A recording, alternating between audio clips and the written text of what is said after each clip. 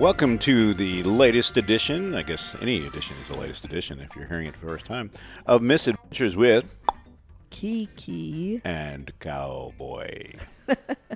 I'm just matching her pace, everybody. She kind of Kiki. So I was just trying to change it up. Yeah, well, it comes out however it comes out. It really does. That's one of life's lessons, isn't it? It is. Yeah.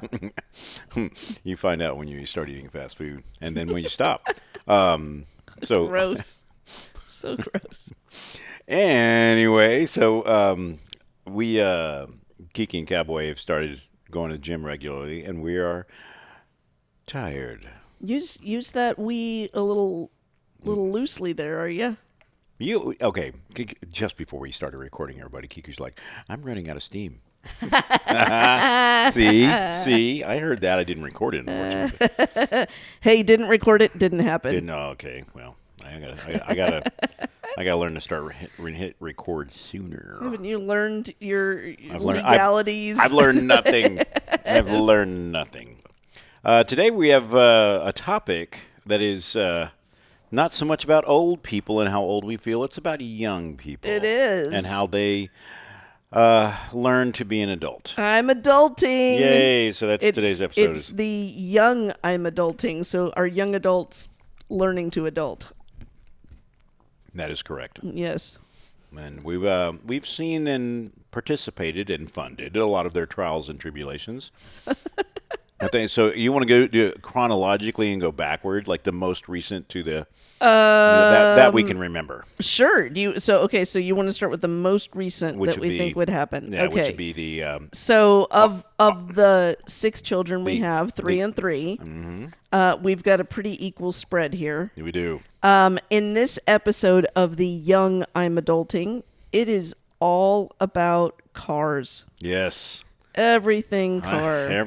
Cars are just like, it's such a crucible. You have to get past a certain phase in driving to where you're no longer a threat to yourself, the car, and everyone around you. Or people around you, more importantly. Yeah, I didn't say in that order. I'm just saying that you're basically a triple threat for a little while. Yes. Yeah. Yes. I would say that my son qualifies as a maybe Triple threat. quadruple threat. Yeah. What would be after quadruple? Let's see. Himself, the car, an everyone octuple. Around. Yeah, it's like a threat. It's like another dimension of threat. Oh man, it's just, he is. Just I think it's because he's also a threat outside of the car.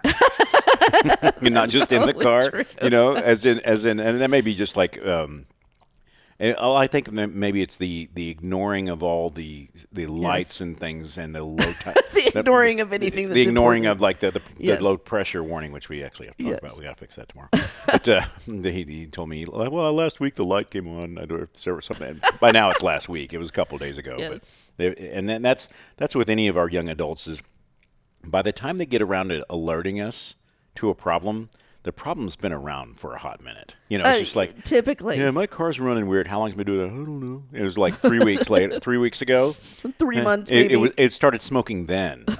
It's like my but car's I just kept driving it. I just keep driving it. So, of our children, I would say my son definitely wins the award for the most number of vehicular oopsies. He's on the podium for the trifecta. He definitely is. Yeah. In this particular case, I won't go through all of them. I will talk about this most recent case that had me baffled.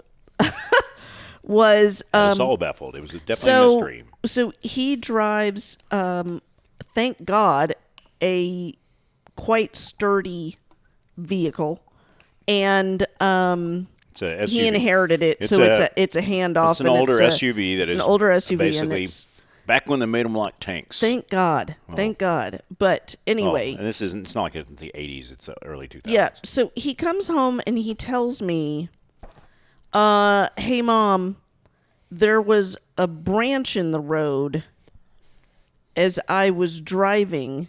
And this wasn't like, should I go left or right? And I couldn't avoid it. That was how he said it to me. The path less taken. I couldn't avoid it because there was traffic like on either side of him. So, hey, kudos to him for not hitting veering into somebody else, right? So, I'll take a small win. Sure. But, I drove over it. And so Can't go around it. I said, okay, well, how big of a branch? And he's, your typical answer, I don't know. And so I reminded him that, when one is driving, I get that in our early years of driving, at the age of 16, 15, whatever, that a lot of the driving instruction we give to our kids is stay with the flow of traffic, don't do anything weird, Be keep predictable. up, Yeah. just kind of keep things going. Don't stare at your phone. Don't stop in the middle of the road, Or get out of your car in traffic. It's it's easy for somebody at 15 or 16 to just, stop for no reason because they just got nervous, right? Yep. So Yep. you're trying to get them to keep going. Yep. But now we're in the opposite issue, which is I'm just going to keep driving over something, even though it's in the road.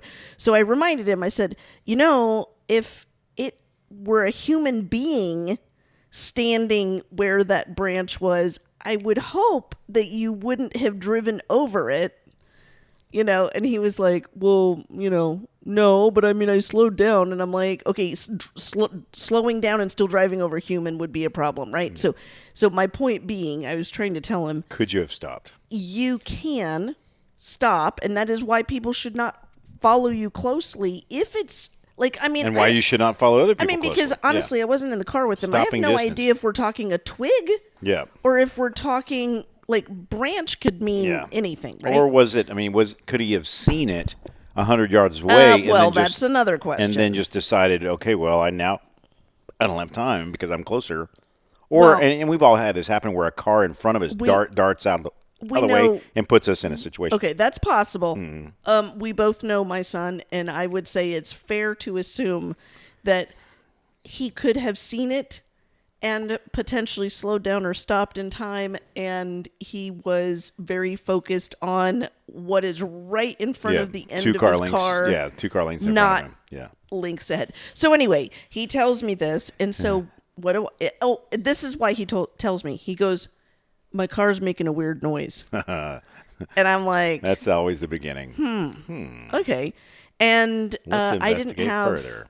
I didn't have time to look at it, and I had, you were away, so I said, well, when Cowboy gets home, we'll make sure to look at it because I know you like to do all the car stuff for the most part. Well, I help where I can. I contribute where I can. Yeah, and that's fine. And so, but he was gonna go to the gym, and so I said, okay. I said, drive carefully to the gym and listen to hear if you've got a noise. Right? I just want to see if the noise recurs, right? And I said, before you get in your car, because he was taking a separate car from me to go to the gym, I said, I want you to look under your car and just see if maybe there's still any there. Remnants of a branch or whatever. So off he goes, off we go. I meet up with him at the gym. He's already inside. I park my car not far away, and I think, actually, I think I got on the phone with you and told you about whatever, and you were like, okay, you need to be looking for drips, you need to be looking for this, that, and the other, anything and that's bent. I hadn't said any of that to him. Yeah. So I thought, okay, well, I'll just walk over by his car and just see if I can see, because it's just recently parked, let's see if there's a wet spot so that when we come out of the gym. Yeah, if there's oil or anything dripping. So as I'm approaching the car, there is very clearly something wrong. There is, I can't quite identify what it is at the moment, but it looks like there is something sticking out from the side, like the underside, but the side of the car, not the front or back, right? So as I walk up, I'm like, what is that? And I get crouched down. I mean, I don't think I even had to get on my hands and knees. It is very apparently a branch. And it wasn't small. And it was I think not it was, small. It was like an inch and a half in diameter. It was probably it was bordering an on inch and a half to 2 inches. It's almost no longer a stick at that point. No, it is a branch. It is a branch. Yeah. Even that piece of it was what I would call a branch, not a twig, not a stick. Like, it was pretty beefy. And I was like, there is this branch. And so I get down a little lower. We've got to get this kid a dash cam. I want to be able to replay the footage. Oh, my God. I don't think I do. I'm terrified. So I look under further, and it's wedged along, there's a long rail that kind of runs down the midpoint of the car from... and luckily, this is a front-wheel drive, so it's not the differential. I thought it was. It's not the drive shaft. I thought it was the drive shaft. Yeah. So I was like, holy shit. Yeah. I get him out of the gym. I send his sister in to go get him, and he comes out, and I'm like, son, please explain to me how when you left the house, I had said, look under the car and see if there's any branches or anything stuck. And you drove off, and I get here, and there's this giant branch that's in his defense, very clearly wedged. You had to bend over to get to see it. Oh, that's the defense? That's the defense, I think. He's got. And that was basically, this was his answer. Well, I didn't know I had to look around the whole car. So I just looked on one side. Yes. That's the thing, is it's always the side you don't look. Yeah. So anyway, branch removed. You ended up having to help him fix a part that got broken. Yep. Luckily, it was an inexpensive dampener. It was a rubber stabilizer that was holding the exhaust system in place. And I believe that when you went out to... Luckily, it was redundant. There were several. When you went out to fix it with him, I believe... What was his comment? Well, he was more like, if I'm paraphrasing, because I said, look under here, and he's like, do I have to get down there? And I was like, yeah. It's like the only way to get under here is to get down, because he basically leaned over and put his hand on his knees. And I'm getting down there. I was like, we're going to get dirty. No, you're going to get on your hands and knees. Not only that, is you're going to get on your back. You're going to get under the car. We're getting under the car. So he was happy to watch you. It's an SUV, so I mean, it easily has 14 inches of clearance. It's got plenty of room. It's not like trying to get under a car. Yeah, there was plenty. And maybe we should give him a hydraulic lift for his birthday that he doesn't ever have to get down on the ground. Do you really want him to see him balancing a ton of something No. on something? But long story short, he did eventually get down there with me, and he fixed it. And with proper instruction, he was able to reach under there and snap it in place, and went and got him a rubber mallet so he could hammer it into final position. Which is, again, it's a rubber stabilizer, and they're in pairs all the way down the car. And one of them had been torn, which they're so thick, like. The amount of force it took to tear that thing off. I know. That's why I keep thinking it's got to be a giant ass branch that he ran over. Yeah, if that was the part that got stuck. My thought is it wasn't a branch. It was part of a fallen tree. I just think he just off-roaded it for a second. It was like a tree trunk. Yeah, it's probably exactly what it was. I'm going over it. Yeah. Every other car. And he may have been the only car in that lane. Everybody else was going around it. Yeah.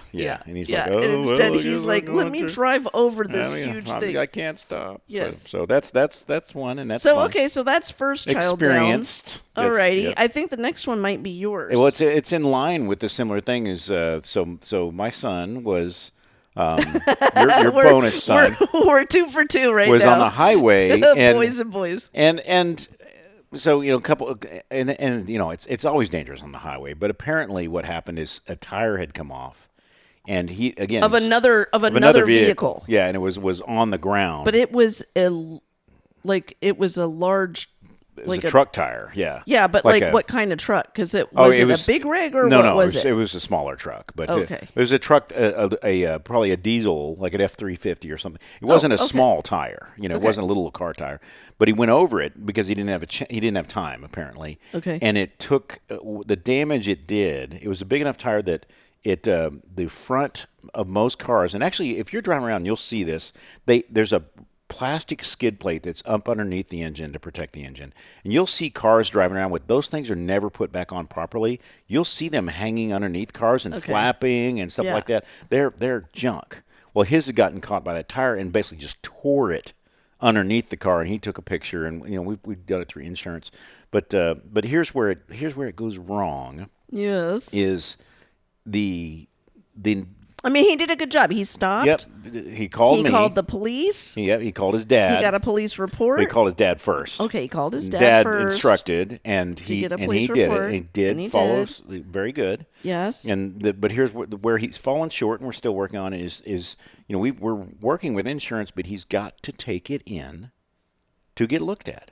And it's been a month to get an estimate. To see, but herein lies the problem. And I've got to explain this to all our young adults out there: is you can't just ignore problems; they don't go away. What? Yeah, I know. What? And I want to act like I've learned this, but there are things in my life I haven't learned this about. Apparently, not apparently. I shouldn't have looked at Kiki when I did that. Wow, he was looking right at me, everybody. And there are things I haven't learned the hard way. But long story short, when are you going out of town? Tomorrow. But well, there'll be an episode later about how that went. So future reference. Yeah, foreshadowing. But what is it? The tool I use. I'll find it. But where we are with that is I'm still working on him, trying to get him to take his car in. Because here's the thing: is while it's it's his car and he's making the payments, someone else owns that car, and it's not him. Well, because it's the bank. He makes payments. He does not fully own that until car. Until you're done making payments, you don't own the car. Yeah. Yes. And so someone else is very interested in that car running well. Yes. And not just his father and Bona's mom. Because if the car stops running, he's really got a problem. And that's a universal thing, I think, with the young adults is the car is always fixable. It's not. Yes, that was something we had to sit down and explain to my son. And I had to learn that. He's like, oh, yeah, no big deal. I'll just cover the cost of it. And I'm like, at some point, the car... The cost of it will be a whole new car. It'll be, yes, it's basically has to be replaced. I learned that because I had one of my heads blow on the car, one of my first cars, and I was like, well, and he basically took it in, and it's like the cost to replace it or to fix the engine was like double the current value of the car. It's just not. It was absurd. Yeah. Decisions. Yeah. Well, it needed a brand new engine. Or do we? And so I sold it. I sold it for cash to somebody that clearly wanted that make and model of Honda. I shouldn't say Honda derogatory. The Goldwing is a Honda. It's a lovely. No, I've had very good Hondas. We had a lot of good Hondas. So that's the second one. Let's go on to. You want to go the air conditioning route or the? Any. Yeah, well, sure. So Bona's daughter, and so this is actually her doing diligence, doing everything she can, and still the adulting things. So this is one of our launched kiddos. Yes. And deciding has her own job, lives in a different state. That she was going to be a big grown up. Yep. And handle it all on her own. And bravo.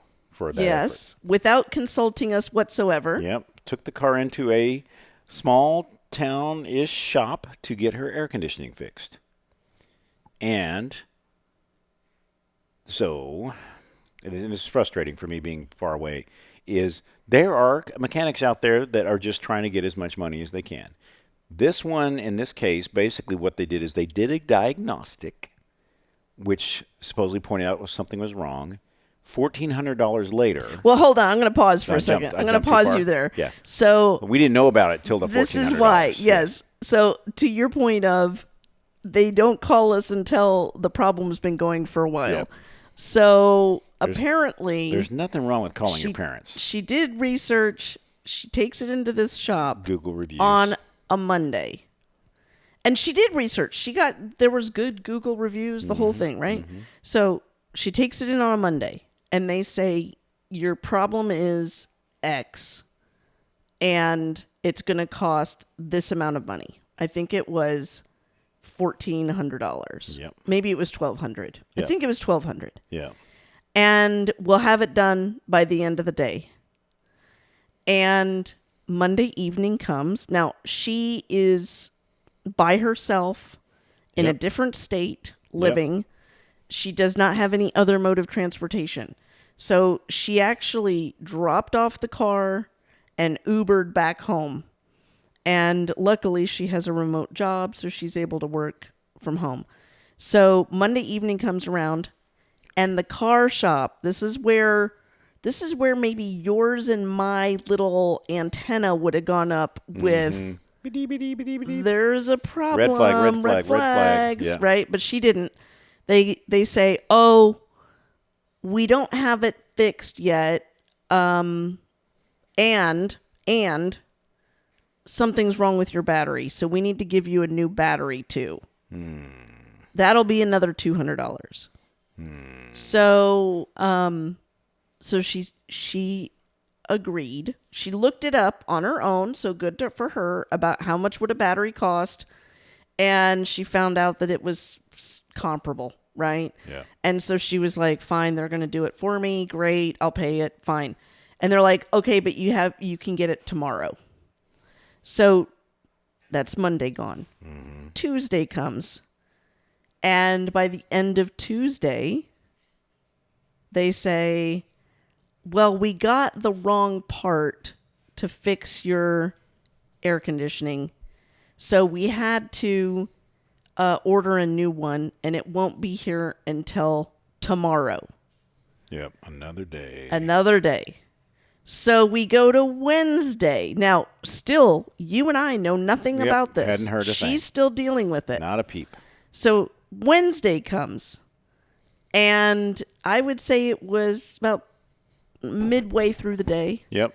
We're just doing our thing. when I get a call Bring, from a very teary-eyed, emotional kiddo, because now the auto shop says, Yep. okay, we've changed the battery. We've fixed X that we told you about, but now Y is wrong as well. And your cost went from $1,400 that you owe us to like $3,200 to an estimated $3,200 to finish the job. Yeah. And now she's kind of held hostage because her car is there. Yep. They've done work on it. They've ordered parts. They replaced, from my vantage point, they replaced things that didn't need to be replaced. Potentially. And did labor they didn't need to do. Potentially. Because their diagnostic thing And so they didn't do call. what it's supposed to do. She calls us. Yep. And that is where Bonus Dad steps in, cowboy to the rescue. Made some phone calls. Yes. I could not save the day because I couldn't go there. But I did. Trying to do this long distance is tough. I did understand, basically, after talking to them, that basically they were crooks. They were just replacing parts until I think that's what you said. They said that they just took things off and just as they broke, they replaced things. Yep. They were just knuckling their way through the system. The diagnostic, and that's where what really sealed the day is when I got the paperwork and it said what the diagnostic was supposed to fix. Well, the thing they ultimately said had to be replaced that they couldn't possibly know until they started fixing other things was one of the things on the diagnostic that it'll check the compressor and see if it had problems. So their and they're like, well, we couldn't have known. We couldn't have known that there's it was no a way problem. to tell. And what's the point of a diagnostic? Yeah, and on the diagnostic, they're like, oh, we do this 21-point diagnostic. The diagnostic had the compressor on it in their paperwork, and I was like, I had words. After yes, that. yes, you did. But he was. They were clearly not. I'll tell you, I people. came in the room when you were talking to the guy from the auto shop, and I was just listening to him lie to me. And you were like vibrating, like shaking. You were so mad. If they were local, I would have been in the car. And you were so mad, and I was because like, I would want to see. I want to see all the parts you don't took see off. that man I want to very see that often. you actually did work. I want you to point at the new parts. Like, show me the shit. Yeah. Because they're fuckers. And Yeah, they were. Yeah. And he was happy. I could tell he was just like, I got, he's the type of person like, I got your car and you can't have it without paying the bill. So Yeah. I told her, I was like, I told him, like, we're coming down there. And You did. yes. And you lied. You did not did. let him know that you were out of town. Yeah, no. And unfortunately, my phone number probably lied to him or gave me. Not these days. Yeah, it's kind of hard to. But long story short, I told her, just like, go pay the bill, get that car, get it out of there because they're crooks and don't ever take it back.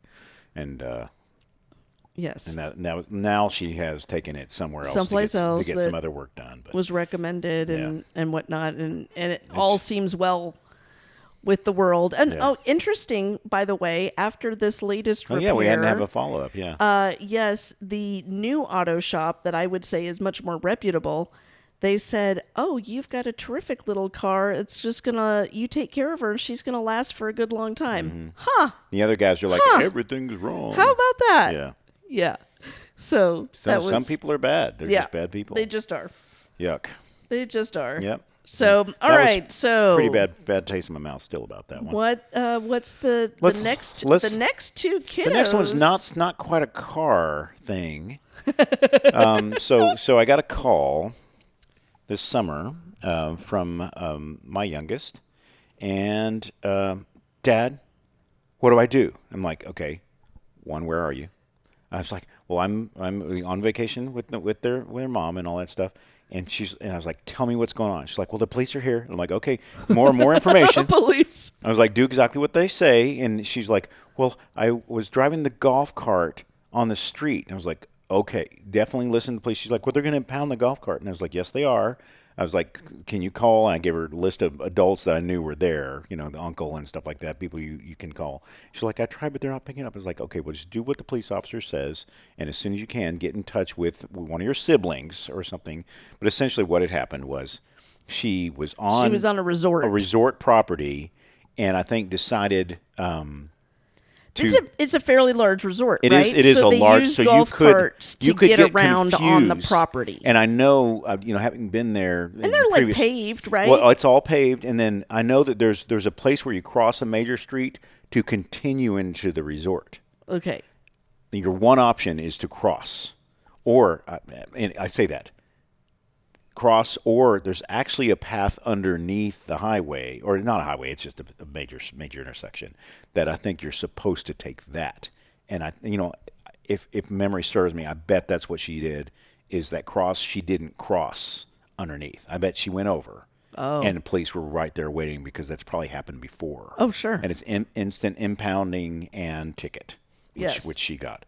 But what she learned now is just like golf carts are not cars.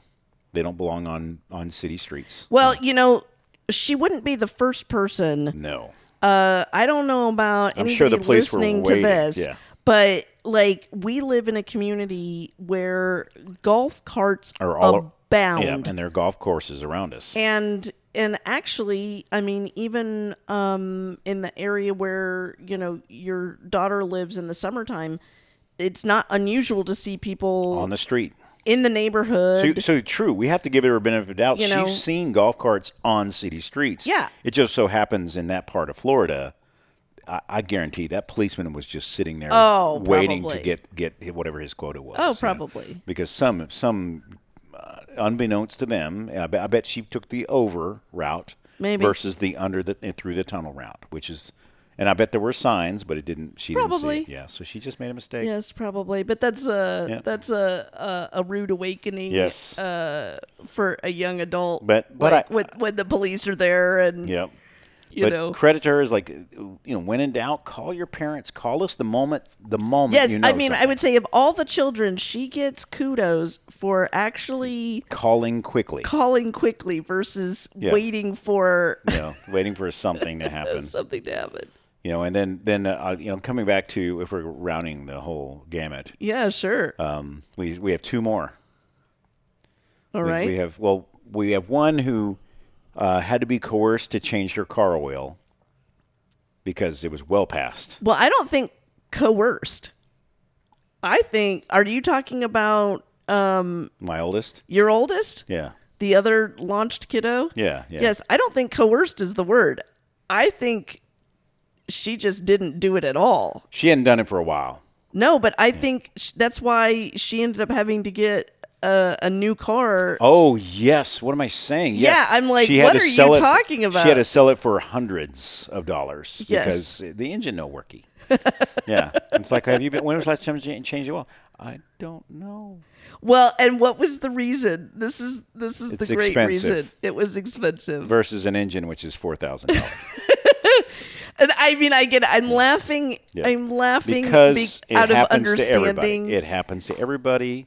Yeah, and I just, oh my gosh. But it was one of those really frustrating moments because I know that you very much pride yourself on maintaining and helping with the cars. Because I have learned the hard way. Because you have. Not maintaining guarantees failure. Yeah, you've got several car oopsies. I do. You do, as do I. And we're not covering those today. Tune in next week, everybody, when we talk about Kiki and Cowboy's misadventures with their own vehicles. And then I guess our youngest, do we have any really tribulations with her yet? I say yet because there's not if, it's when. I don't know that she, of the 6 kids, might be the one that's scot-free for the moment. Oh, knock on wood. Everybody just collectively knock for on the wood. moment. Yeah. I've got to think. Honestly, it was her mom that tried to fill her tire. Oh, and yeah. that was And an that was a earlier previous episode where I blew my hose all over the driveway. You preemptively had a mess for her, yeah. And that was her car, so I guess I'm in her the fix a flat episode. in her stead. Yeah. So we messed made sure she everything wasn't up. left out with some drama with her car. Yes. With There was definitely turmoil with her car. It just wasn't. with her car named Scooter, which is Yes. still a 4-wheeled vehicle. It's not an actual road ready car. But that's where we are, everybody, and I'm sure everyone listening, if you're a parent or you're a young adult yourself once, you had some issues with cars and had to learn the hard way. Oh, yes. And you're better for it now, and you can definitely empathize and sympathize and share experiences. So please put those experiences in the comments. And if you see a link to buy us coffee, do that if you want to. Ooh. Yeah, because we do put that in some of our shows. So Yeah. Chai tea latte, please. Yes. Or my darling Kiki, I think they just give us money. And then it's up to us what we buy. They're not going to order it for me and then just have it delivered? The coffee fairy is not going to appear. But that's what I signed up for. Oh, well. Yeah, I think I didn't check that box. Oh, man. That's metaphor. Do with it what you will. But that was either that or Patreon. And we still don't have our merch up yet. Well, this might be in the future. So, yes, we have our merch up.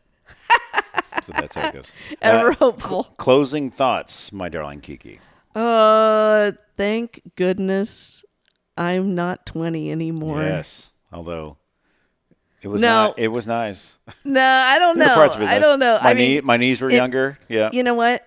All of it's nice at every different stage. Yes, it's nice now, isn't it, everybody? It is lovely. It's lovely now. I get to sit here and stare at my lovely Kiki. I'm thankful. Well, wait a minute. You started off the podcast with saying that you made mistakes, and then you were looking directly at me. I don't think that was recorded. Yeah.